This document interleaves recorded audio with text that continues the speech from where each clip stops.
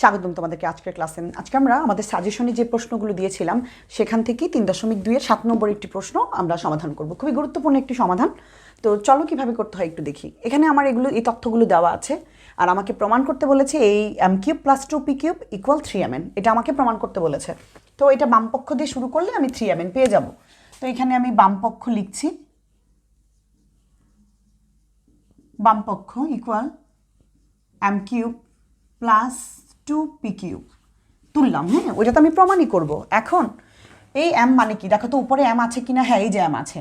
তাহলে এই m এর পরিবর্তে কিন্তু আমি a + b লিখতে পারি। তোমরা অনেকে মনে করো এটা সমান, এটা না। এটা সমান মানে কি, এটার পরিবর্তে এটাকে লিখতে পারো, আবার এটার পরিবর্তেও তুমি এটাকে লিখতে পারো। তাহলে আমি m এর পরিবর্তে a + b লিখে দিলাম, আর উপরে কিউব আছে প্লাস। এবার এটাকে আমি লিখব এই 2 এর 2, আর দেখো শুধু p³, এই পুরা p³ মানে হচ্ছে a³ + b³। তাহলে এখানে আমি ব্রেকেট দিয়ে দিচ্ছি, ব্যাস মানগুলো জাস্ট আমি বসিয়ে দিয়েছি। ঠিক আছে, এবার এটাকে আমি ঘনর সূত্র করবো। a + b হোল কিউবের সূত্র আছে আমাদের জানা। সূত্রটা হচ্ছে, চলো আমরা সূত্রটা কি জানি সবাই, a³ + 3a² b + 3ab² + b³। এই সূত্রটা যদি আমরা জেনে থাকি তাহলে এইটার সূত্র আমরা জাস্ট বসিয়ে দিব।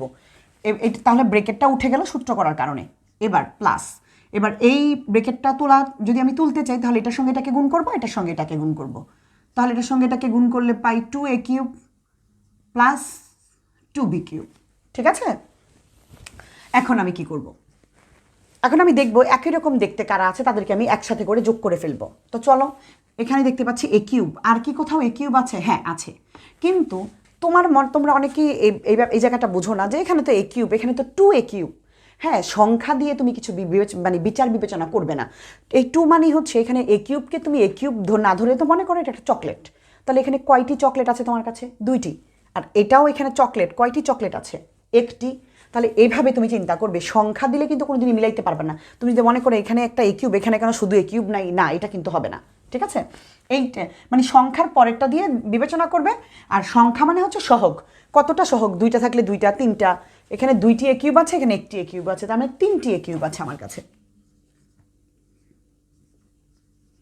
এবার দেখি a³ কিন্তু দেখলে হবে না, a²b কোথায় আছে? আছে এখানে a² নাই, b এর উপর স্কোয়ার আছে, তাহলে এটার মতো এটা না। তাহলে আর কোথাও a²b নেই, তাহলে এটা একটাই। তাহলে লিখে ফেললাম যা আছে তাই। এবার দেখো আবার এইদিকে 3ab², এখানে ab² আর নেই, তাহলে এটাও যেমন আছে লিখে দিব। এবার একটি b³, এখানে 2টি b³, ওই সেম, এখানে হচ্ছে 3b³। আমরা কি বুঝতে পেরেছি? এখানে জাস্ট a³ আর b³ যোগ করে দিয়েছে, আর এদের কোনো সঙ্গী পাইনি, এই জন্য এটা যেমন আছে রেখে দিলাম। এবার প্রত্যেকটা থেকেই কিন্তু আমি, প্রত্যেকটা পদ থেকে কিন্তু আমি 3 কমন নিতে পারি। দেখো এখানে 3 আছে, এখানে 3 আছে, এখানে 3 আছে, এখানে 3 আছে। সবার কাছ থেকে আমি এই 3টা কমন নিয়ে ফেললাম। তাহলে এখানে কারা কারা থাকে আমার? a³, এখানে কে থাকলো? a²b, এখানে কে থাকলো? ab², আর এখানে থাকলো b³। ঠিক আছে, এবার এই 3টা তো কমন পেয়েই গেছি। দেখো আমার 3 কিন্তু চলে আসছে অলরেডি 3। এবার দরকার m আর n, তাহলে এই 3টাকে আর কিছুই করব না। ঠিক আছে, এবার এই 2টা পাশ থেকে কিছু একটা কমন নিব, আবার এই 2টা থেকে কমন নিব। ঠিক আছে, ওই যে আমরা মিডল টার্ম করেছি না, ঠিক সেরকম করে এই 2টা থেকে কি কমন যায় চলো একটু দেখি। তো এই 3টাকে আমি আলাদা করে বাহিরে রেখে দিলাম সেকেন্ড ব্রেকেট দিয়ে। এখন এই 2টা পাশ থেকে দেখতে পাচ্ছি এখানে a² আর এখানে a³। তাহলে বেশি থাকলে বেশি কমন নেওয়া যায় না, কারণ এটার মধ্যে বেশি থাকলে এটার মধ্যে তো বেশি খুঁজে পাবো না। তাহলে যেটা কম নিলে 2টার মধ্যেই খুঁজে পাবো। তাহলে a² এখান থেকেও নিতে পারি, এখান থেকেও নিতে পারি, কিন্তু এখানে b আছে, এখানে b নেই, তাহলে b নেওয়া যাবে না, তাহলে নেওয়া যাবে a²। তাহলে এটাকে কমন নিলাম। এবার ব্রেকেট দিয়ে তাহলে এই পাশ থেকে কে থাকলো? এই পাশে 3টি ছিল, 2টি চলে গেলে 1টি থাকে, আর 2টি ছিল a² ছিল, চলে গেলে শুধু একটি b থাকে, ব্যাস। আবার এই পাশ থেকে কি কমন নেওয়া যায়? a এখানে আছে, এখানে কোনো a নেই, তাহলে এ নিতে পারবো না। এখানে 2টি b আছে মানে b², আর এখানে 3টি b আছে মানে b³ আছে 3টি এখানে, তো আমি কমটা নিতে পারবো। তাহলে b²টাকে কমন নিয়ে নিই, তাহলে b² চলে গেলে a থাকলো, আর b³ থেকে a² চলে গেলে একটি b থাকলো। ঠিক আছে, 3টার 3 রেখে দিলাম। এবার a + b, এই 2টা দেখতে একরকম, 2টা থেকে একটা কমন নিয়ে নিই।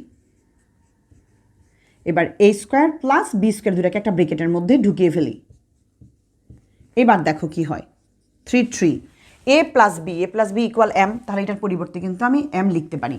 আর a স্কোয়ার প্লাস বি স্কোয়ারটার পরিবর্তে কিন্তু আমি n লিখতে পারি। দেখো তো আমাকে বলেছে কিনা 3mn, হ্যাঁ, তাহলে এইটা মানে ডান পক্ষ।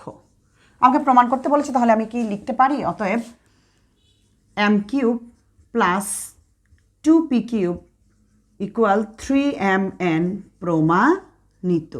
যদি প্রমাণ বলে প্রমাণিত, যদি দেখাও যে বলে তাহলে দেখানো হলো। ঠিক আছে, তাহলে এই আমার হয়ে গেছে। খুবই সহজ কিন্তু, আর খুবই গুরুত্বপূর্ণ, পরীক্ষা আসার সম্ভাবনা অনেক বেশি। আরেকটা কথা বলে দিই, সবসময় যে m দিয়ে থাকবে আমার কোনো কথা না, y কিউব দিয়ে থাকতে পারে, p কিউব দিয়ে থাকতে পারে, l কিউব থাকতে পারে। ঠিক আছে, জাস্ট চলকগুলো চেঞ্জ হতে পারে, এটা নিয়ে কিন্তু ঘাবড়ালে হবে না। তুমি যদি বলো না আমি তো m দিয়ে করেছি, এখন আমি তো y দিয়ে করি নাই, তো করো নাই, কি হয়েছে? একই তো জিনিস। তুমি জাস্ট এটা যেভাবে করেছো, মান এখানে নিশ্চয়ই ওয়াইয়ের একটা মান থাকবে, সেই মানটা বসাবে তুমি। ঠিক আছে, তো আমি আশা করবো এটা তোমরা পারবে। ভালো থেকো সবাই, সবার জন্য শুভকামনা।